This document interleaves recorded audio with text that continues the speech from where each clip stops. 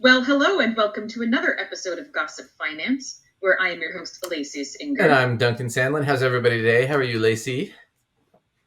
I'm absolutely fabulous. How are you doing? I'm good, good, good. We got a lot of fun stuff today. For the news today, we're going to cover Elon Musk and his $55 billion Tesla payout package, which isn't going to happen.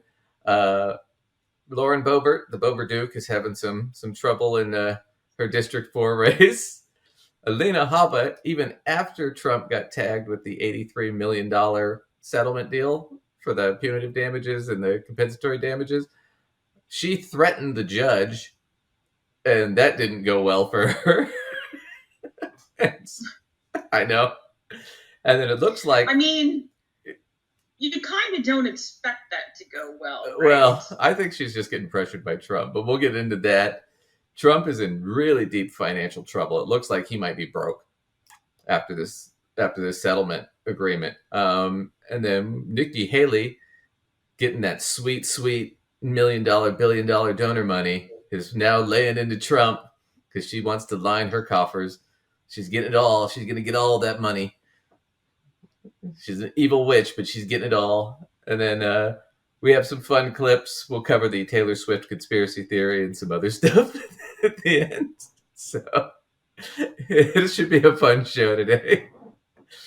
You know what? I can't wait. I mean, the news has been super weird for so long, but we are going into all this election stuff, so yeah, it's gonna get stranger before it gets less strange. Oh yeah, this is gonna be a fun year for the show. This is gonna be a fun year for all the shows. Anyway, so we got to start with, because it's a finance show, we got to start with Elon Musk and his CEO benefits package. He arranged to get a 55 or $56 billion benefits package, which is suspicious because it's a 12 billion more than he paid for Twitter, which is now really in the toilet.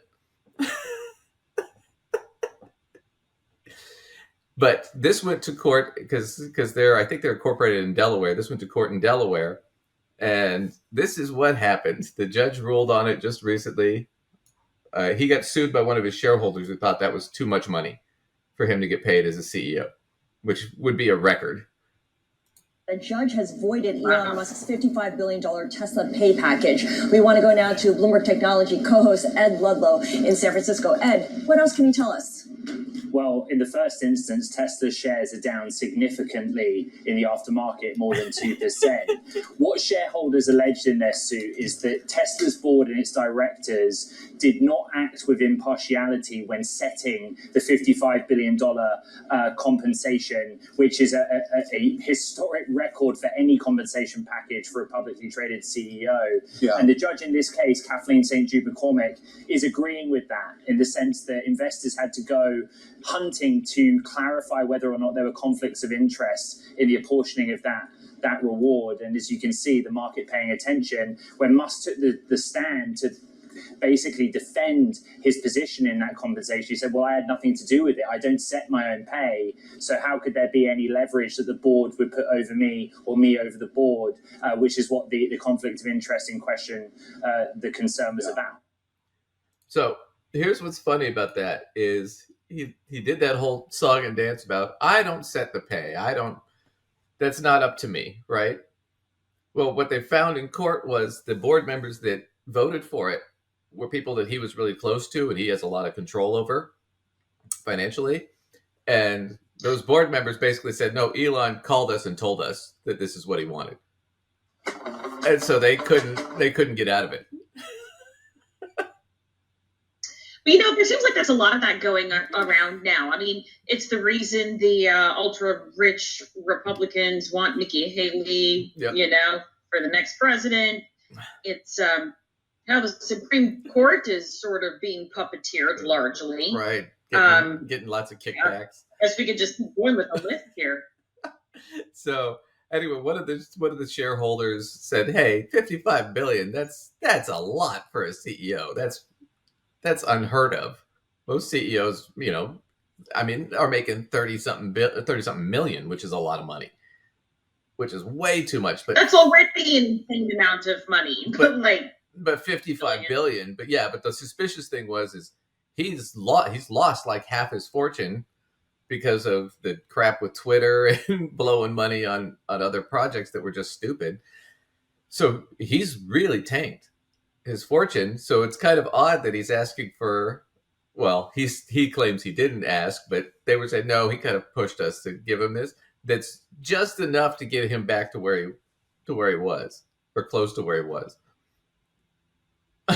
So it's kind of it was really suspicious going in. And then when they asked to justify why 55 billion, where are you getting that figure from? Nobody could tell you where they were getting that figure from. So it was pretty clear that the figure was from what Elon felt he needed to maintain his status. Right.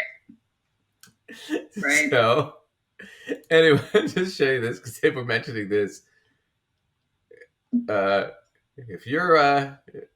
If you're in Tesla, now might be the time not to be in Tesla, because this is just the one day, but this is the overall chart. And I've had this argument before with people where they're like, hey, what do you think of Tesla stock? And I'm like, I don't like it because it's so tied to Elon Musk. So if you look, if you invested in Tesla a long time. I have historically not been excited about Tesla either.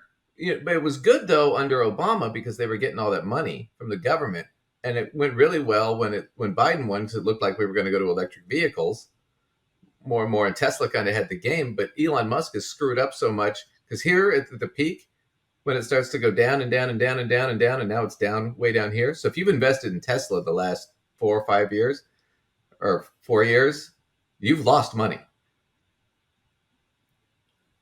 right? Because it has not gone up.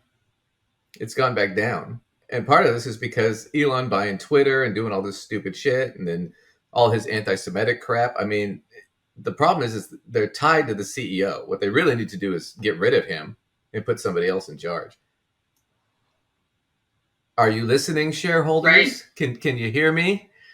Time to get an actual CEO. I don't care if you pay him $20 million a year, but that should be about all you should be paying him. 55 billion is fucking unheard of, man. I mean, what is he bringing to the table for 55 billion? He says a lot of anti-Semitic shit on Twitter. But you know what? He's such like a weirdo wild card, like he's kind of like Trump.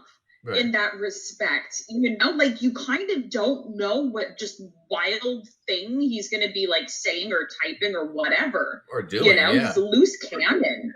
So this was the... So it could be anything. And you don't want the reputation of your whole company tied to somebody who's a loose cannon, just like you shouldn't have the reputation of your whole country tied to a loose cannon. Just kind of throw it out there. Well, right. Well, I mean, but you don't want your entire reputation of your company tied to one person. I mean, that's the problem. It's the whole reason like monarchy systems were such a shit show. And the whole time we had monarchies for thousands of years, it was civil war after civil war because everything's tied to one guy or one woman who's running everything. Right. I wouldn't tie my entire company to my image, because what if I do something stupid, or I get in trouble, or, I get married and she cheats on me with my best friend or something, and it's a big shit show and everybody's questioning about, my ability. Because you never know what's going to happen in life. So you never want to tie it to just one guy. That's what it would... There's just too high of a risk. You do something stupid, Duncan? No, I would never do something stupid. Hard to imagine. Not anymore. I'm older now. I'm more risk averse. You're older and you have... I was going to say you have less energy for stupidity. Stupidity, it takes a lot of energy sometimes. It's a young man's game, really. It is.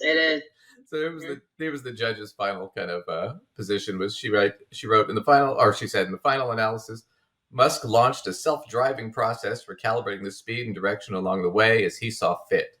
So he was in charge of everything. The process arrived at an unfair price, and through this litigation, the plaintiff requests a recall. So essentially, Musk had extensive ties with the persons tasked with negotiating on Tesla's behalf. So basically, his buddies that he has some control and manipulation over were the ones who came up with this magic number. Right? So it's bullshit. So anyway, his magic golden parachute gone. He's going to have to try to appeal, and he's not going to win an appeal. So, bummer for Musk. He's having a bad day. But